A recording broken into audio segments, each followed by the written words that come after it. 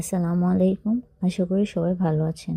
আজকে সন্ধ্যাবেলা একটু বের হয়েছি বসুন্ধরার উদ্দেশ্যে। তো মেট্রো রেল দিয়ে বসুন্ধরা যাচ্ছিলাম, কিন্তু এখন মেট্রো রেলে সবসময় এত ভিড় থাকে। লাস্ট কবে মেট্রো রেলে উঠে সিট পেয়েছিলাম ভুলে গিয়েছি। তাও মেট্রো রেল দিয়ে কোথাও গেলে এখন সময়টা বেঁচে যায়, এটাই যথেষ্ট। তো মেট্রো রেল থেকে নেমে হেঁটেই বসুন্ধরা সিটিতে চলে যাব।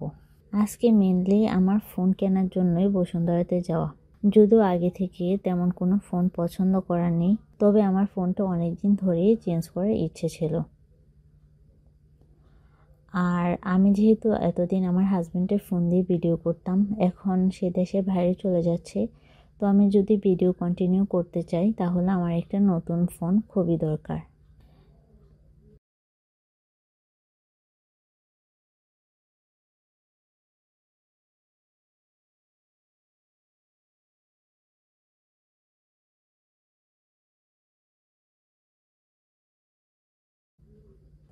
আর বসুন্ধরাতে ঢোকার আগে এই পাশে ফুটপাতে এখানে ব্যাগ দেখছিলাম, তো এখান থেকে পছন্দ করে একটা ব্যাগও কিনে নেওয়া হয়েছিল আমার হাজব্যান্ডের জন্য। আর এখানে তো সব সময় রাস্তার দুই পাশে অনেক ধরনের জিনিস পাওয়া যায়। যেহেতু এখন শীতকাল, এই পাশে অনেক ধরনের শীতের কাপড়ও ছিল, তা আমাদের শুধু এখান থেকে ব্যাগটাই কেনা হয়েছে।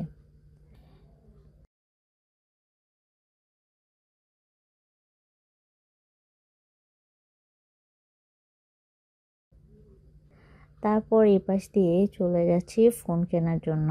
আমার লিস্টে জাস্ট 2টা ফোন আছে। অল্প সময়ের মধ্যে যতটুকু চিন্তা করা যায় সেই চিন্তা করে এখানে আসা। তো এখানে এসে ভাবলাম স্যামসাংয়ে কিনে নেই, তো এখানে আসলে ফোন দেখার কোনো অপশন ছিল না।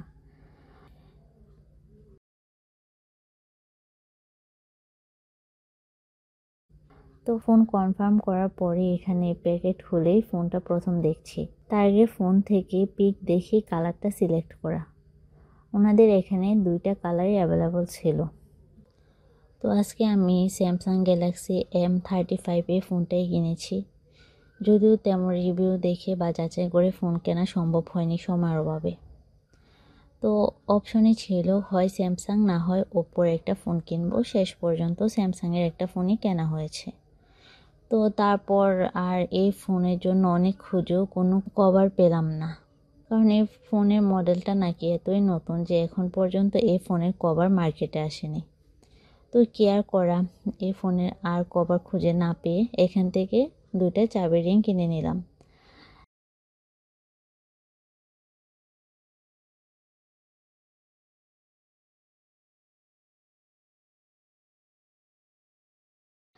তারপর সোজা হাঁটতে হাঁটতে চলে এলাম ফার্ম গেটে। এখান থেকে আমার কয়েকটা হিজাব কেনার ইচ্ছা আছে।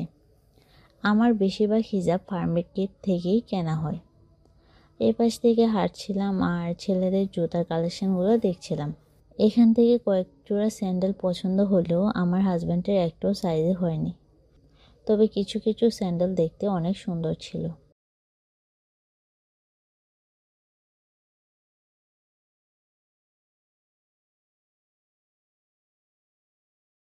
তারপর এখান থেকে একটা ওয়াটার পট কিনে নিলাম আর সামনে আগাচ্ছিলাম আর এখানে জিনিসগুলো টুকটাক দেখছিলাম।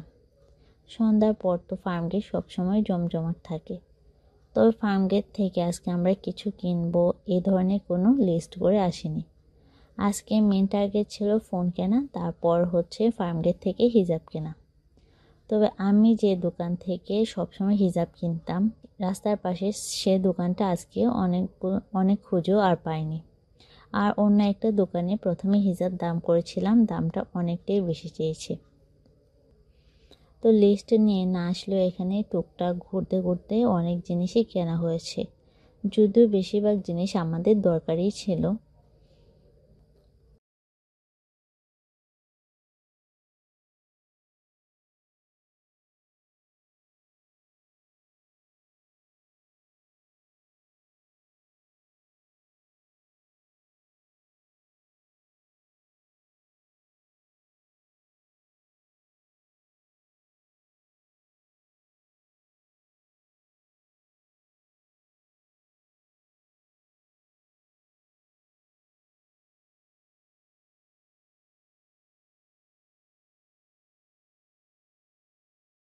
এরপর এই যে এখানে প্রথমে একটা দোকানে আমি হিজাব দেখছিলাম। এখানে নিচে এই হিজাবগুলোর দাম চেয়েছিল 150 টাকা করে, আবার কিছু হিজাব ছিল 200 টাকা করে। তো এখানে আমি একটু চেরি জর্জেটের হিজাবগুলো কিনতে চেয়েছিলাম, সেগুলো এখানে আমি যে কালারগুলো কিনতে চেয়েছিলাম এগুলো পাইনি। আর এখানে একসাথে কয়েকটা হিজাব নিলেও দামও কমাবে না, সেই জন্য এখান থেকে আর আমার হিজাব কেনা হয়নি। এরপর একটু সামনে সিরামিকের অনেক জিনিস ছিল। আজকে যদিও সিরামিকের জিনিস আমার কেনা হবে না, কিন্তু সিরামিকের জিনিস দেখতে তো বরাবরই ভালো লাগে। এখানে অনেক মগের কালেকশান ছিল, পাশাপাশি অনেক ধরনের প্লেট বাটি এগুলোর কালেকশানও ছিল। আর দামগুলো এখানে একেবারে ফিক্সড করা ছিল। তারপর আমি চলে এলাম আরেকটা হিজাবের দোকানে। এখানে কতক্ষণ দামাদামি করে এরপর এখান থেকে আমি হিজাব কিনেছি। এখান থেকে দামাদামি করে আমি 5টা বা 6টা হিজাব কিনেছি। যদি পারি পরে কোনো ভিডিওতে আপনাদের সাথে হিজাবগুলো শেয়ার করব। আমি এখানে কয়েক ধরনের আর কয়েকটা কালারের হিজাব কেনার চেষ্টা করেছি। ঢাকা যেহেতু আর থাকা হবে না এখন, সেই জন্য একসাথে কয়েকটা কালারের হিজাব কিনে নিয়েছি। এরপর আর কোনো কেনাকাটা করা হয়নি, সোজা চলে এলাম বাসায় এসে ভাবলাম ফোনটা আপনাদের সাথে আরেকবার শেয়ার করি। আর এখন তো স্যামসাং ফোনের সাথে কোনো চার্জার দেওয়া হয় না, আর সেই জন্য ফোনের সাথে সাথে আলাদা করে এই চার্জারটাও কেনা হয়েছে। আজকের মতো এখানে বিদায় নিচ্ছি। ভিডিওটি ভালো লাগলে চ্যানেলটিকে সাবস্ক্রাইব করতে ভুলবেন না। আর যারা ফেসবুক থেকে ভিডিওটি দেখছেন তারা পেজটিকে ফলো করতে ভুলবেন না।